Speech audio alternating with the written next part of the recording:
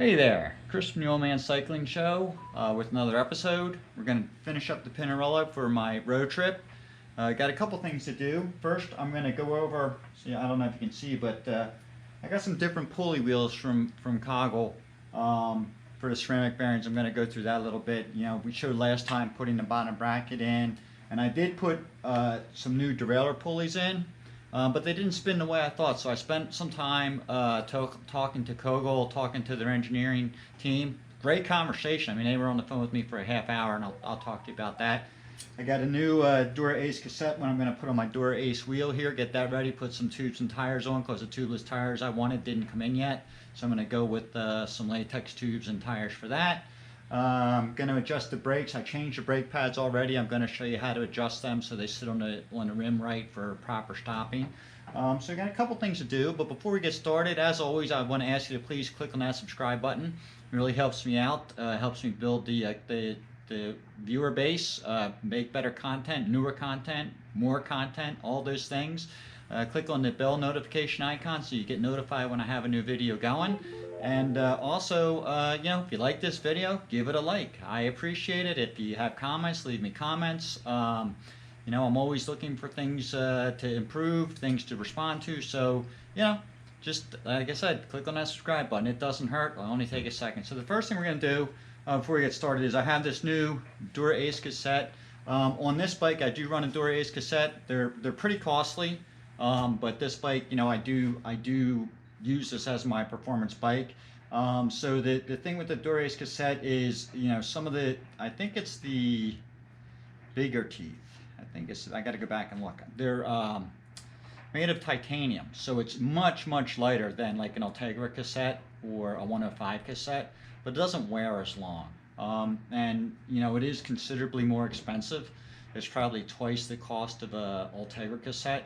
But for this bike, you know, this bike's all about me going fast and me pushing it hard. So on this bike, I don't mind splurging. This is my my baby. So we're gonna put this cassette on. We're gonna put it on this wheel, get the wheel set up.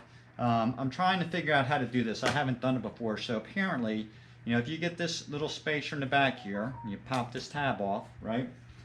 This spacer now that the cassette comes on sits into here properly, so you can line up the spacers right. So you find the big guy with the big guy, right? I'm giving this a try for the first time, and you sort of line that up, which should go right there, right? And once you do that, it just slides down. Look at that, it worked. Pretty cool. So you know, you don't have to fiddle with getting the spacer set up right. Well, it almost worked. I got most of it in there, right? Got a couple that just were off, but got the main part in. It moved a little bit on me, but that was pretty cool. That's the first time I did that. So now I got to just get the rest of the cassette on here. We'll tighten it up. You don't necessarily need to see me put the cassette on, but you know, again, this is a Dura Ace cassette. It is much lighter, and what I'm going to do when we're done is I'm going to weigh this wheel complete, built with the GP 4000 tires and latex tubes, against my GP 5000 tubeless tires on carbon fiber rims. So we'll see how that compares. But I think it'll be an interesting weight comparison. I suspect that these will be a little bit heavier. I'd be surprised if they weren't. But you know, let me get this cassette on here. Let me get this other stuff set up, and then what I want to talk about next, after I get this all set up, is I really want to talk about the difference in the derailleur pulley bearings that I just got. Noticeable. So let me get this set up. I get this put together, get the quick release, and then we'll talk about the derailleur pulley bearings. So this is the original pulley wheel that came with the Dura Ace cassette. You can see, you know, I'm not squeezing it, but it doesn't really spin much. You know, there's no friction in it. I mean, you feel it. There's nothing grabbing, there's nothing rubbing. It just doesn't spin. So this was the original one. Now, this is the first one I ordered from Kogel. And what I came to find out is this is what they call their hybrid pulley wheel. So it's an aluminum pulley. It's got ceramic bearings, but it's on steel races. So again, it spins slightly better than the original Dura Ace derailleur pulley, but not what I would expect from other ceramic pulleys I've seen. So when I called Kogel and was talking to their engineers about it, they're like, oh yeah, I know exactly what happened. You've got our hybrid pulleys. It will eventually wear in, and it'll offer, it does offer a benefit over this one. But the guy I was talking to said what you really want is you want what we call our Instagram pulley wheels. So that's what I have on the bike now, and I'll show you how well they spin in a bit. Um, but the Instagram pulley wheels got the name because when those pulley wheels came out, you couldn't put a clip on Instagram that was longer than 15 seconds. So what happened was, they would spin the wheel like this, and it would spin for 25, 30, 35 seconds. It would just keep spinning. And I can attest they really do spin that well. Unfortunately, I already had the chain installed, and I don't want to take the chain out to show you. I meant to I meant to shoot this a little bit earlier, but you're going to see it's sort of jumping around a little bit in the film, which you'll see. But the Instagram or the no Instagram pulley wheels, those are exactly what I wanted. They're ceramic bearings on ceramic races. They just spin, no resistance whatsoever. It'll spin for 30 seconds. That's fully greased up. I was talking to the engineer for a while. He said, a lot of people, what they'll do is they'll just have their ceramic bearings on a ceramic race, but no grease, and it'll just spin. But once you put the lubricant in there, it does add a little bit in there, but he said that's not a real test. You have to have it with the lubricant in there. So with these, they're all lubed up, they're packed up, ready to go. You'll see how nicely they spin, but boy, they are sweet. Okay, so I've got it zoomed in here. Let's see if we can see. There's the pulley wheel, and it's just spinning. I just gave it a little flick with my thumb. That's what I expected from a ceramic bearing, and I just touched it with my top finger. But that's spinning. There is no friction in that whatsoever. So I'm going to get the wheel on next, and I'm going to line up the brake pads to go with the new aluminum rim, because the other brake pads I had on there before were for carbon rims. So I'm going to adjust these brake pads, then I'll get the tires on. I want to put the tires together and weigh them, compare the weight, and then get the chain on, and we're going to be good to go. So let me get the wheel in spot so we can line up the brake pads, and I'll show you what I do for that. Okay, so you can see the brake pads are there, and what I like to do is I'm squeezing the rear brake lever, right? And you can sort of see, hopefully, that the top of the pad is sitting just above the top of the rim.